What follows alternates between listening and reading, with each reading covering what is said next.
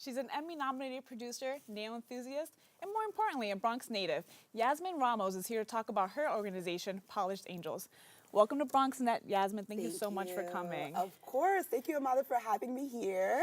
Now, before we get started on Polished Angels, you told me you share a very special connection with BronxNet, despite this being your first time on set. Can you talk to me a little bit about that? This is my first time on set, and I'm so thrilled to be here because BronxNet is very special to me. As you said in the intro, I am a Bronx native, and I love the Bronx. But my mother, she was actually a student here at Lehman College. So at the time when she was pursuing her master's degree, I believe it was like in 1998, she had me visit her on campus, and I was just so blown away when we passed by the BronxNet studio, and I was just like, oh my goodness, I don't really know what all these cameras do and how they function, and I don't know what the lights are for, but it looks like it's showtime, and I want to be a part of it, and it actually inspired me to pursue my major in communications to start my career in production. Wow, and now you're a TV producer. Yes. So you heard it here first. BronxNet creates stars, clearly. Yeah. But now talk to me about Polished Angels. How did it get started? Oh my goodness. Polished Angels is so dear to my heart. I love Polished Angels. It's a big deal for me because I wanted to provide a service to my community. So that's really how it all started. I remember a few years ago, because I started Polished Angels back in 2012. And at that time, it was around the holidays. My church was practicing for the Christmas cantata. So my pastor didn't want to overwhelm us with knowing our lines for the play, as well as learning the lyrics for these Christmas carols that we typically sing at the nursing home every year. So she was just like, you know what, I want to make it easy on you guys this year. Let's just focus on the Christmas cantata, and we'll do the Christmas caroling at the nursing home next year. So we were like, okay, sure, no problem. But a couple of days leading up to Christmas, I was just like, you know what if the nursing home looks forward to us going there and singing to them? You know, this is something that we do every year. They'll be missing out on it this year. So what can I do to provide a service that's kind of similar to boost their spirits for the holiday? So I just said, you know what? I love painting nails. Painting nails is very easy for me. It's a hobby of mine. And I decided to go to the nursing home. I reached out to the recreational manager and was just like, I have this idea.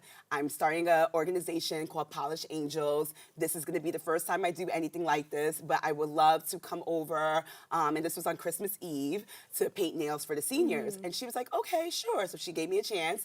And I got there at like around 4 o'clock. And let me tell you, once that door opened and I started polishing the nails, all the seniors knew about it, and they all wanted to get their nails done. Okay, I would have been in there too. I definitely understand that. Yes. And then I posted on social media, and it just took off from there. So that's pretty much how Polished Angels got its start.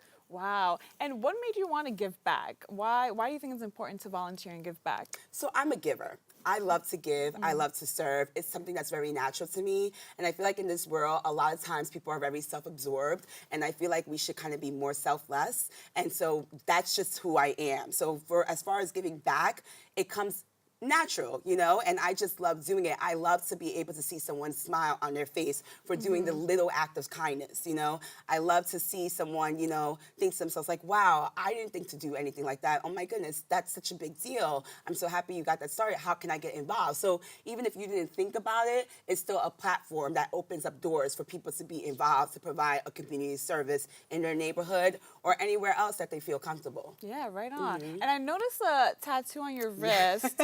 It looks very much like the Polished Angels logo. It is. It is. I'm so happy you asked me about that. Not that many people mention, or realize my tattoo here. So I got this angel wing tattoo a couple of years ago when my father passed away, so almost 10 years ago.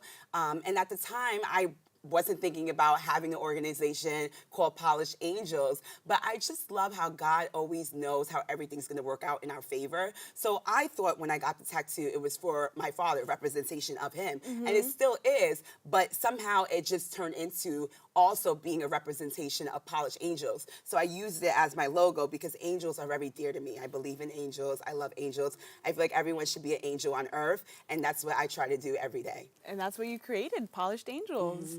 And tell me, how can we volunteer? How can we help you out? Because sounds like just an amazing opportunity to give back. Yes, absolutely. I am definitely welcoming volunteers everywhere in New York City. So as far as reaching out to me, people can find me on my website.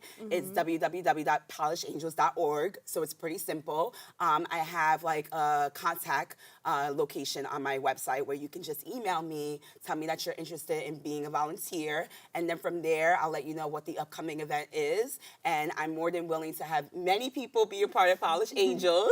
So yeah, just so that you can do something sweet for the seniors because they're often forgotten. Yeah. A lot of times, you know, they don't get visitors as much as people think. And so to see someone like me or anyone else out there that wants to partake in this activity, it really makes them happy and they look forward to it. They love it. It's the little things. I wouldn't have thought that, you know, senior citizens would want to get manicures, but it makes sense. It like, does. Of course. It does. Everyone wants to feel pretty. Exactly. And everyone loves to be pampered. Exactly. You know, it's about that human contact. And tell me, you, apart from producing these amazing segments on TV that you do and organizing these fabulous events, you somehow found the time to create Faith Works. Can you tell us about that? Thank you for bringing up Faith Works. I just started my own production, Jazzalina Production, and for many years I wanted to do something independently because I've been a producer for a very long time now, over 10 years. So Faith Works started because God is very important to me. I'm a member at a church and I love going to church service every Sunday. I also, you know, tend to do things even during the week for my church if they need something. And I like having conversations about God. And if not just God, spirituality. You know, it really makes a big difference in my life. I like to thank the Lord for getting me to where I am. So these are natural conversations I'm having with my friends about their faith. And it's all sorts of faiths, all sorts of religions, you know, and just the power of perseverance and the power of keeping the faith. Because a lot of times we feel discouraged and the world can make you feel like you can't go out there and pursue something that seems so big. And so with Faith Works, I'm reminding people, it's okay to think big. Go out there and get it. Go out there. Don't let anyone stop you. And that's what you're going to see on Faith Works. Wow. And your next event is coming up, so you do need volunteers. Yes, that is correct. My next event is coming up in about 2 weeks or less. It's at Susan's Place Shelter, because in addition to the nursing homes, I also volunteer at a shelter to give back to the women that have suffered from domestic violence or recovering substance abuse.